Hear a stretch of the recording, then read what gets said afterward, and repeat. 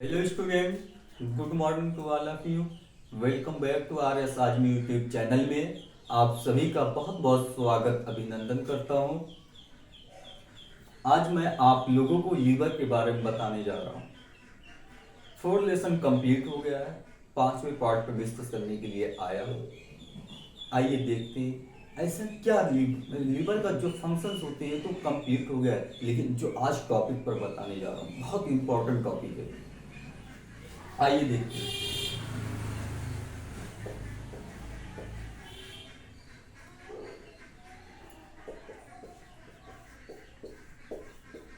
Hepatic artery जो हमारे आपके लिवर तक ऐसी कौन सी आर्टरी है जो प्योर ब्लड को लेकर के आती है, जो प्योर ब्लड को लेकर के आती है, उसे हम हेपेटिक आर्टरी कहते हैं। उसे क्या कहते हैं? हेपेटिक आर्टरी कहते हैं। हमारे लिवर तक जो आर्टरी प्योर ब्लड को लेकर के आती है उसे हम हेपेटिक आर्टरी कहते हैं। अब ऐसा कौन सा ब्लड होता है जिसे हम प्योर ब्लड कहते हैं? जिस ब्लड में ऑक्सीजन का अमाउंट अधिक होता है उसे ऑक्सीजनेटेड ब्लड कहते हैं। उसे ऑक्सीजनेटेड ब्लड कहते हैं। उसे ऑक्सीजनेटेड ब्लड कहते हैं। अब ऐसी कौन सी आर्टरी है जो हमारे लिवर से इम्प्योर ब्लड को लेकर के जाती है? इम्प्योर ब्लड को लेकर के जाती है, उसे हम क्या कहते हैं?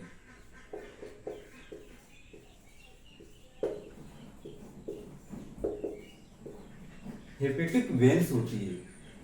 क्या होती है? हेपेटिक वेन्स होती है जो हमारे लिवर से इम्प्योर ब्लड को लेकर के जाती है, उससे हम डीऑक्सीजनेटेड ब्लड कहते हैं।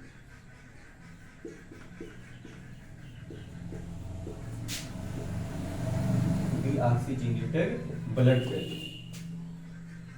जिस ब्लड में ऑक्सीजन का अमाउंट अधिक होता है उसे ऑक्सीजनेटेड ब्लड कहते हैं, और जिस ब्लड में कार्बन डाइऑक्साइड का अमाउंट अधिक होता है उससे हम डीऑक्सीजनेटेड ब्लड कहते हैं। हमारे लिवर से इम्प्योर ब्लड को लेकर जाने वाली हेपेटिक वेन्स होती है जिसे हम डीऑक्सीजनेटेड ब्लड कहते हैं, जिसमें कार्बन डाइऑक्साइड का अमाउंट अधिक होता है।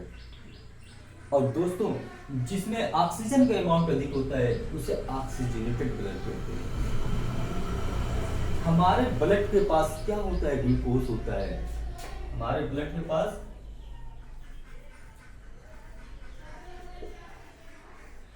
ग्लूकोज होता है। जब ऑक्सीजन आता है ग्लूकोज का ब्रेकडाउन करता है तो किसका निर्माण होता है? ऑक्सीजन का प्लस कार्बन डाइऑक्साइड का निर्माण होता है। फिर इसके बाद एटीपी का निर्माण होता है। क्या होता है? एटीपी का निर्माण होता है। एटीपी का फुल फॉर्म होता है एडिनोसिन ट्राइफॉस्फेट, जो हमारी सेल वाटर को, यहाँ पे H2O होता है प्लस H2O का निर्माण होता है। हमारी सेल इसको और इसको काम में ले लेती है, क्योंकि हमारी सेल को किसकी जरूरत होती है? एनर्जी की जरूरत होती है। जब हमारी सेल को एनर्जी मिलेगी तभी कोई काम या कोई कार्य कर पाएंगे। हमारा लिवर है, आपका लिवर यहाँ तक कंप्लीट हो गया। मैं एक बार फिर से रिवाइज कर रहा हूँ, आप लोगों को बता रहा हूँ कि हमने क्या क्या आपको बताया, क्या क्या पढ़ाया, क्या क्या आप समझे। हमने आपको क्या बताया था कि लिवर को हम डाइजेस्टिव सिस्टम में पढ़ते हैं। किस सिस्टम में पढ़ते हैं? डाइजेस्टिव सिस्टम में पढ़ते हैं। कि जो कंपाउंड आप खाते हैं माउथ के थ्रू खाते हैं। माउथ से हमारा ओएसोफेगस से ट्रांसफर होता है स्टमक, स्टमक से ट्रांसफर होता है स्मॉल इंटेस्टाइन। स्मॉल इंटेस्टाइन को 3 पार्ट्स में डिवाइड किया गया है। कितने पार्ट्स में? 3 पार्ट्स में डिवाइड किया गया है। Duodenum, jejunum, ileum. हमारा स्मॉल इंटेस्टाइन में जो डुओडेनम वाला पार्ट्स होता है उसी में हमारा जो भोजन होता है। हम लिवर को डाइजेस्टिव सिस्टम में डायरेक्टली नहीं पढ़ते, लेकिन इनडायरेक्टली बहुत बड़ा रोल होता है।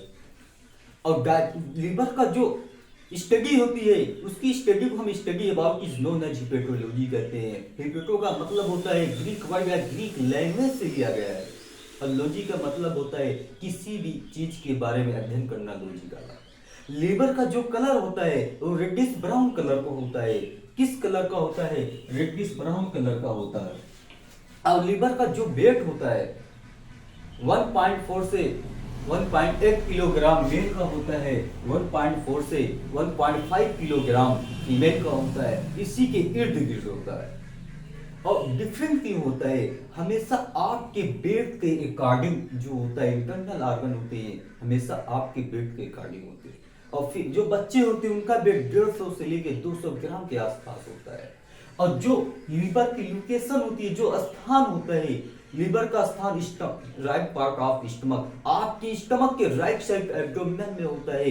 आपका लीवर जो डायफ्राम के नीचे राइट साइड होता है। मैं यहाँ बताया था आपको, एक चेस्ट बोन होती है जिससे हमारी रिब्स जुड़ी हुई होती है, जिसे हम पसलियां कहते हैं। उसी के नीचे डायफ्राम होता है, इसी के नीचे हमारा क्या होता है? लीवर होता है। क्या होता है?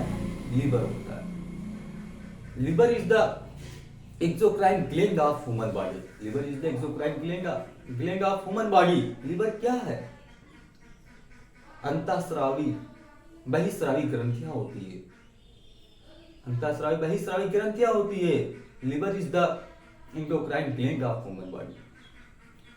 लीवर सबसे बड़ी बहिस्रावी ग्रंथियां होती है। और ग्लैंड या ग्रंथियां ऐसा ह्यूमन बॉडी में कोई एक ऐसा ऑर्गन जो केमिकल सीक्रेट कराए, जो केमिकल का सिलेक्शन करवाए, उसे हम क्या कहते हैं? ग्लैंड या ग्रंथियां नाम देते हैं। और liver is the basic unit of life. Liver की जो सेल होती है, जो लिविंग ऑर्गेनिज्म छोटी सेल होती है, बेसिक यूनिट इनकी क्या होती है? सेल होती है। Liver is the highest regeneration power.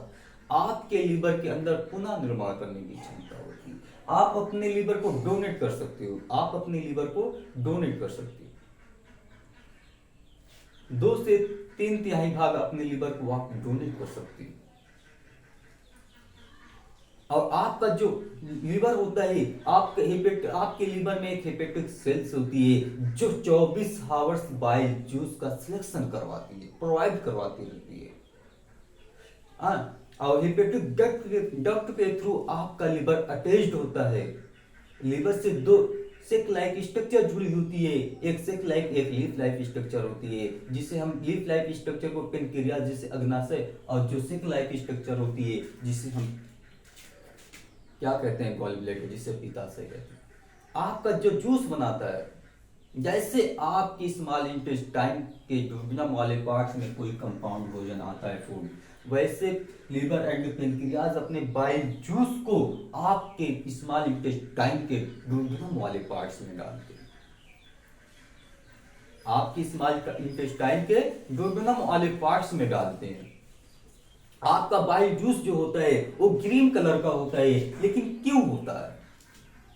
आपका लीवर 2 कलरिंग पिगमेंट बनाता है, एक बिलीरुबिन होता है, एक बिलीवर्डिन होता है। बिलीवर्डिन जो ग्रीन कलर का होता है वो अपना ग्रीन कलर आपके बाइल जूस को प्रोवाइड करवाता है। और जो बिलीरुबिन होता है वो येलो कलर का होता है। आपके बॉडी के अंदर ब्लड होता है, ब्लड के अंदर प्लाज्मा होती है, प्लाज्मा का कलर येलो लाइट कलर होता है।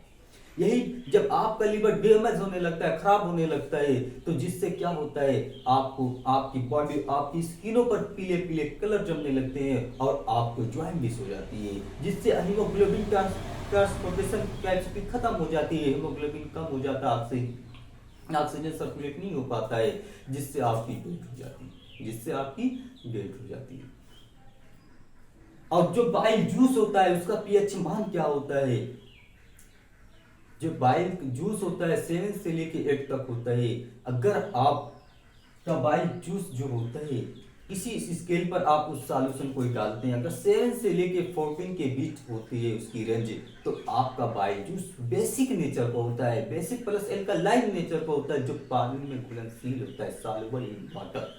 सॉल्युबल इन वाटर, जो पानी में घुल मिल जाए उसे हम सॉल्युबल इन वाटर कहते हैं। और कौन से आयंस पाए जाते हैं या एंजाइम होते हैं? आपके बाइल जूस में एंजाइम नहीं होते हैं, आपका बाइल जूस में आयंस होते हैं, OH माइनस आयंस होते हैं। पहला होता है सोडियम बाइकार्बोनेट, दूसरा होता है सोडियम बाइकार्बोनेट, सोडियम ग्लाइकोलेट होता है, एक सोडियम ग्लाइकोलेट होता है। ऐसे कौन कौन से मिनरल्स होते हैं जो आपके बाइल जूस के अंदर पाए जाते हैं? एक कॉपर होता है जिसका Cu जिसका सिंबल Cu, आयरन का सिंबल Fe होता है और पोटेशियम का K होता है।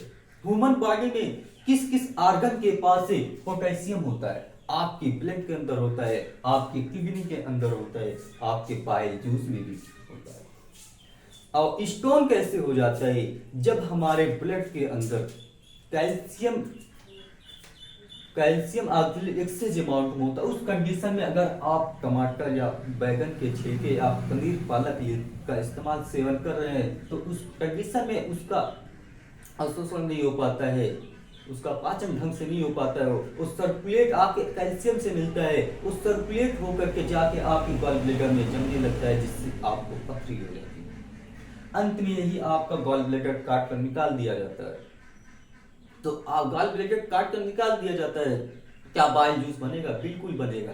आपका बाइल जूस लीवर बनाता है। स्टोर आपका बाइल जूस गॉल ब्लैडर में होता था, बट आपके गॉल ब्लैडर में स्टोर नहीं हो पाएगा और आपके लीवर के अंदर बाइल जूस की कमी हो जाएगी, जिससे आप कोई भी चीज आप जो है स्टोर नहीं हो पाएगा, जिससे आपका लीवर फैटी लीवर हो जाता है। क्योंकि कोई फैट आप खाएंगे जो कोलेस्ट्रॉल होगा वो आपके लीवर पर जमने लगता है और आपका लीवर फैटी लीवर हो जाता है। तो दोस्तों आज आपका लीवर कंप्लीट हो गया है।